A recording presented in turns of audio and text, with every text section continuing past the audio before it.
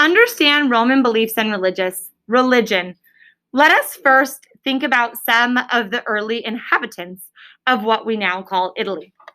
The people who lived there and whose children and grandchildren would later be called Roman citizens of Rome. Back then, before Rome was a powerful city, most people in the area, such as the Etruscans and the Greeks, were farmers. And that fits in with what we see up here as well.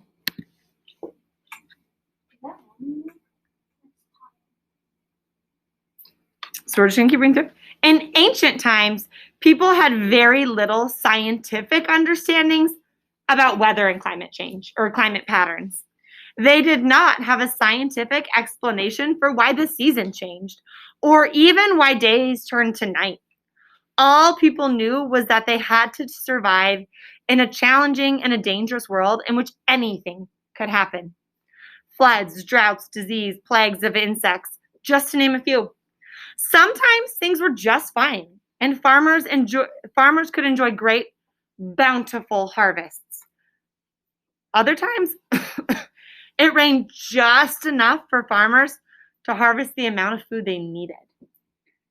Now, I think what's important to take away from that paragraph there is that they didn't have the science to understand things, right?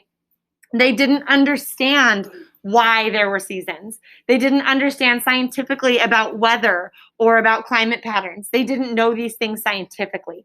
Like what we learn in science, did they have? No. So they have another explanation for things. Working the fields all day, an ancient farmer must have had time to think and ask questions about why things the way they were. Why does it rain some years and not others? Why are my sheep healthy while my neighbor's flock of sheep became sick and died? Why did a flood come and wash away my crops last year? It's a lot to think about, right? And again, were they rolling around down the fields in their tractors? No, that technology didn't exist either. So it was a lot more manual labor, working with their hands with things. An ancient Roman farmer could have believed in a god named Saturn, who was, according to the myth, the god of the harvest, who existed before all the other gods. Whether the harvest was good or bad, the Roman farmer believed that Saturn had something to do with it. If the harvest was bad, that must have meant that Saturn was mad. If the harvest was bountiful, then that meant Saturn was happy. This painting shows a statue of Saturn holding a scythe in one hand, a tool used by farmers to cut wheat. Ancient Romans tried to keep Saturn and other gods they believed in happy. Romans participated in the yearly Saturnalia festival in late December to honor Saturn. This was a time of boisterous celebration and singing, dancing, and having feasts all night and all day long. So that's one of the gods they believed in. They didn't have the science to back them and understand what was happening. So they believed that Saturn had something to do with their farms, right? And in order for their farms to be bountiful and to grow a lot, they had to make Saturn what? Happy. A happy man, or a happy god, I should say. Perfect. We go to our next one here. Somewhere nearby, there might have been an elaborate temple for Saturn. A temple is a type of religious building in which people worship God. This picture shows a well-preserved temple that was built by the Romans in what is now the country of France. The temple gives you a good idea of what a temple built to worship a Roman god looks like. Inside the temple, there would have been a statue of a Roman god and an altar, or a special table where gifts could be left for the god. Priests were often dedicated to a particular god. Priests dedicated to Saturn lived in this temple and performed rituals to please him. They made offerings to Saturn, sometimes sacrificing a lamb or delivering some other food to the temple, to thank him for helping with the harvest.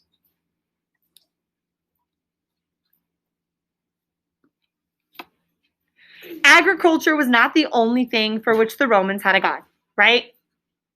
In fact, some ancient Romans believed that the world was ruled by many gods, each of which played a special role in keeping order in the world. Romans were not alone in believing that there were many gods. Such beliefs were common throughout the world at the time.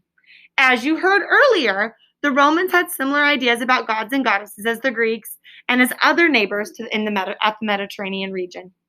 Just as the area that is now the country of Italy, there is another area that juts out of the Mediterranean Sea. This is now known as the country of Greece. So you see how it juts out into the Mediterranean Sea? That's the country of Greece.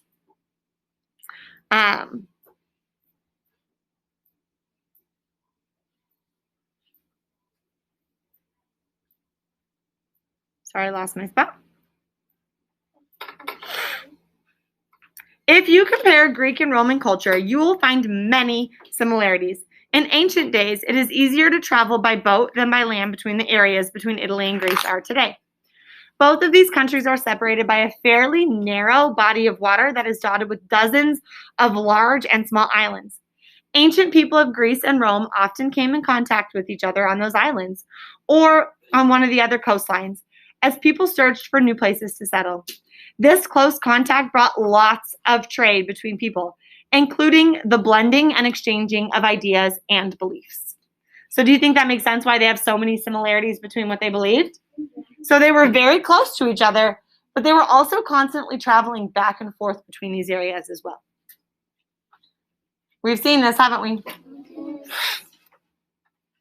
Many Romans had heard of Zeus, the king of the Greek god, who was believed to rule over the collection of gods, including Aphrodite, the goddess of love, Apollo, the god of sun, music, healing, and knowledge, Ares, the god of war, Athena, the goddess of wisdom and understanding. Greeks went to Athens' temple and worshipped her when they needed help with a tough problem. She was also considered to be the goddess of war, which is why she wears a helmet and carries a spear. The Romans also believed in and worshipped many of the same types of gods and goddesses the Greeks believed in. Although the Romans had different names for most of them because they had a different language, some historians would say that the Romans borrowed these gods and goddesses from the Greeks. Although the idea of many of these deities may have already existed before the Romans and Greeks would have ever encountered each other. The Greek goddess of wisdom, Athena, was similar to the Roman goddess Minerva. The Greek king of the gods was named Zeus. The Romans called their king of their gods Jupiter. Instead of the Greek named Ares, the Roman god of war was called Mars. Instead of the Greek named Aphrodite, the goddess of love was called Venus. Lots of information, right? Some of you had this question earlier. Like the Greeks, the Roman believed that some of the gods and goddesses lived in a palace on the very top of Mount Olympus in Greece. These beings were known as the Olympian gods. So they believed that these gods or goddesses lived at the top of Mount Olympus. Is Mount Olympus a real place? Yes. Yeah. Fabulous. We will do our post discussion in just a little bit.